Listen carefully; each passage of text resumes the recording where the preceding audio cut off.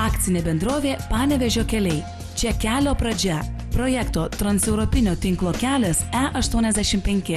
Vilniaus miesto pietinio apvažiavimo tiesimas rangos darbai vienas didžiausių darbų apimtimi ir sudėtingiausių inžinerinė prasme šiuo metu vykdomų Lietuvos sostinės susisiekimo infrastruktūros projektų. Vilniaus pietinio išorinio aplinkelio statybos darbai. Vilniaus pietinis išorinis aplinkelis yra Lietuvos teritoriją kertančio 9B tarptautinio transporto koridoriaus dalis. Aplinkelis pagerins susisiekimą Minsko ir Klaipėdos kryptimis, nukreips tranzitinio transporto srautus nuo Vilniaus miesto, bus svarbus tiek keleiviniam transportui, tiek krovinių gabenimui. Projektas transeuropinio tinklo kelias E85. Vilniaus miesto pietinio apvažiavimo tiesimas pradėtas įgyvendinti 2011 m. pavasarį. Šis į 3 etapus išskaidytas projektas, kurio vykdymą planuojama baigti 2013 m. pabaigoje, taps patogia transporto jungtimi tarp Vilniaus, Kauno, Klaipėdos ir Vilniaus Minsko magistralių.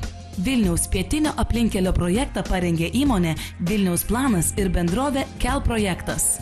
Projektavimo ir rangos darbų užsakovė Lietuvos automobilių kelių direkcija prie Lietuvos Respublikos susisiekimo ministerijos. Pagal projektą Vilniaus miesto pietinio išorinio aplinkelio trasa, sutampanti su Kirtimų gatve bei krašto keliu Naujoji Vilnia, Rudamina Pagiriai, tiesiama esama 2 eismo juostų kelią rekonstruojant į 4 eismo juostų kelią su 2 metrų skiriamąja juosta. Esamos vieno lygio sankryžos rekonstruojamos į skirtingų lygių sankryžas. Statinys priskiriamas ypatingų statinių kategorijai bei visuomeniai svarbių statinių grupiai. Aplinkelio trasa sutampa su tarptautinio transporto koridoriaus trasa, todėl tiek kelio dangai, tiek eismo organizavimo priemonėms skiriamas ypatingas dėmesys. Aplinkelis priskiriamas A2 greito eismo gatvių kategorijai, taip pat magistralinių kelių 1 kategorijai. Vyraujanti statybos rūšis – nauja statyba ir rekonstrukcija. Aplinkelio ilgis 7 km 600 metrų. Visas pietinio išorinio aplinkelio projektas suskaidytas į 3 etapus. Projekto pirmajame etape, kur darbai jau baigti, nutiestas kelias nuo Gariūnų sankryžos Minsko kryptimi. Rangovai įrengė 1 km 900 metrų ilgio aplinkelio dalį, pradedant nuo Gariūnų gatvės ir Savanorių prospekto sankryžos. Kirtimų ir Lentvario gatvių sankirta rekonstruota į 2 lygių sankryžą, kurios pirmasis lygis yra Kirtimų gatvė, o antrasis lygis Lentvario gatvės viadukas. Viaduko ilgis 85,5 metro, plotis 12,5 metro. Viaduko statybos darbus vykdžiusi bendrovė Panevėžio keliai viaduko stabilumui, atsparumui didelėms eismo apkrovoms užtikrinti pritaikė šiuolaikišką įtemptų vielos ploštų technologiją. Pirmąjį projekto darbų etapą vykdė bendrovės Leminkainen Lietuva ir Panevėžio keliai. Sutarties kaina beveik 12 milijonų eurų. Darbai baigti 2012 m. rugpjūtį. Antrojo etapo vykdymo metu rekonstruojama 1 km 400 metrų ilgio Kirtimų gatvės atkarpa, įrengiant 4 eismo juostų gatvę su skiriamąja juosta. Šiame etape Kirtimų gatvės sankirtoje su geležinkeliu rengiama 2 lygių sankryža, pastatant 34,5 metro ilgio ir beveik 7 metrų pločio geležinkelio viaduką. Taip pat naikinama 1 lygio sankryža su Granito gatve. Kirtimų gatvėje šioje vietoje įrengiama nuovaža link Galvės gatvės ir Granito gatvės žiedinė 30 metrų skersmens sankryža. Kirtimų ir Galvės gatvių sankryža rekonstruojama į 2 lygių sankryžą. Statomo viaduko per Galvės gatvę ilgis beveik 92 metrai, plotis beveik 26 metrai. Galvės ir Kirtimų gatvių jungiamųjų kelių sankryžoje eismui reguliuoti bus įrengti šviesoforai. Šiame etape naikinama 1 lygio Kirtimų, Fermentų ir Akligatvinės gatvės sankryža. Kirtimų gatvė tiesiama taip, kad tiesioginio ryšio nei su Fermentų gatve, nei su pramoniniais objektais neturės. Susisiekimas su Fermentų gatve bei kitais objektais numatyta nuovaža, kuri su Fermentų gatve ir esamų Akligatvių jungsis žiedinėje sankryžoje. Išorinis žiedo skersmuo 40 metrų. Kad transportas patektų į esamus pramoninius objektus, esančius šalia Kirtimų gatvės, statoma dubliuojanti gatvė. Į šią gatvę bus perkeltas visuomeninis transportas bei pėsčiųjų ir dviračių takas.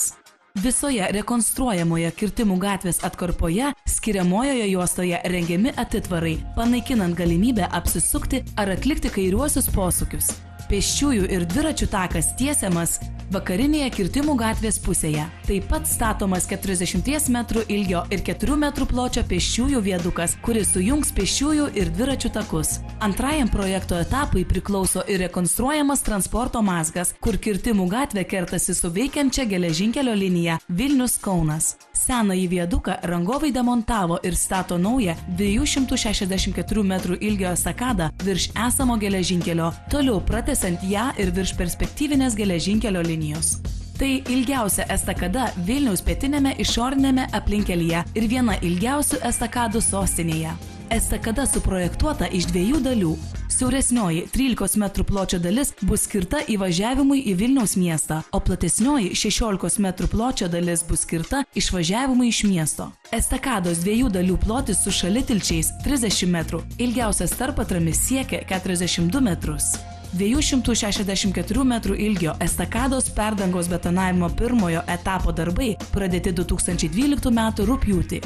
Pirmojo etapo metu specializuotas akcinės bendrovės Panevėžio keliai monolitinių tiltų statybos padalinys į estakados klojinius supylė 486 kubinius metrus betono mišinio. Estakados statybai naudojama įtemptų vielos pluoštų technologija. Pirmą kartą estakados statybai naudojami 27 ir 30 vijos pluoštai, kai anksčiau buvo naudojami iki 22 vijų pluoštai. Persipinantys įtempti vielos pluoštai reikalauja tam tikro darbų organizavimo, todėl betonavimo darbai suskirstyti į 14 etapų, įgyvendinti jau 6 iš jų. Iki darbų pabaigos šios 2 dalių estakados perdangos statybai bus panaudota per 7000 kubinių metrų betono mišinio, o visai estakadai pastatyti prireiks 11 000 kubinių metrų betono mišinio.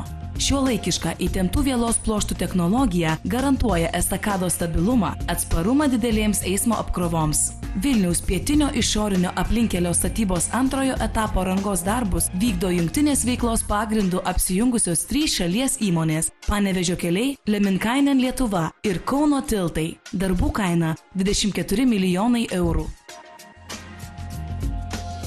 Projekto trečiojo etapo gyvendinimo metu vykdoma Vilniaus pietinio išorinio aplinkelio 4 km 365 metrų ilgio ruožo Kirtimų gatvės rekonstrukcija. Šis etapas apima Kirtimų gatvę Vilniaus miesto teritorijoje nuo Fermentų gatvės iki Eišiškių plento. Trečiajame etape naujai įrengiama 4 eismo juostų greito eismo gatvė su skiriamąja juosta. Naikinami visi esami išvažiavimai į šalia esančias teritorijas. Šioms teritorijoms aptarnauti Kirtimų gatvės pietinėje pusėje bus pastatyta 1 km 260 metrų ilgio dubliuojanti gatvė. Į šią gatvę bus perkeltos visuomeninio transporto stotelės. Patekimui į dubliuojančią gatvę suprojektuotas 280 metrų jungiamasis kelias ir viadukas per Kirtimų gatvę. Akligatvinėje gatvėje numatomas visuomeninio transporto apsisukimo žiedas. Užstatytos teritorijos pusėje bus pastatytas 2,5 metrų pločio pėsčiųjų ir dviračių takas. Projekto vykdymo metu vietoje esamos vieno lygio Kirtimų gatvės sankryžos su geležinkeliu vietoje bus pastatyta 26 metrų pločio ir 49 metrų ilgio estakada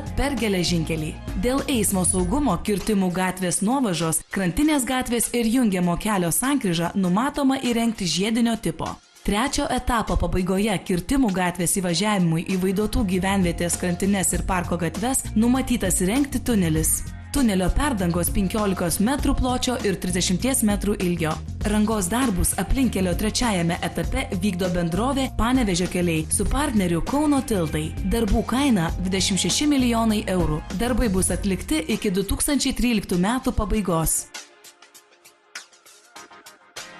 Projektai susiję su Vilniaus miesto pietinio išorinio aplinkelio tiesimu įgyvendinami vadovaujantis Lietuvos 2007-2013 metų ES struktūrinės paramos panaudojimo strategija. Ekonomikos augimo veiksmų programos 5 prioritetas – transeuropinių transporto tinklų plėtra. Priemonė – saugų eismą gerinančios inžinerinės infrastruktūros diegimas, miesto aplinkelių tiesimas. Bendra Vilniaus pietinio išorinio aplinkelio 3 etapų preliminari kaina beveik 60 milijonų eurų.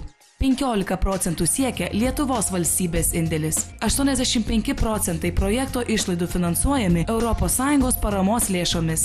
ES parama sudaro 51,5 milijono eurų. Ačiū už jūsų dėmesį.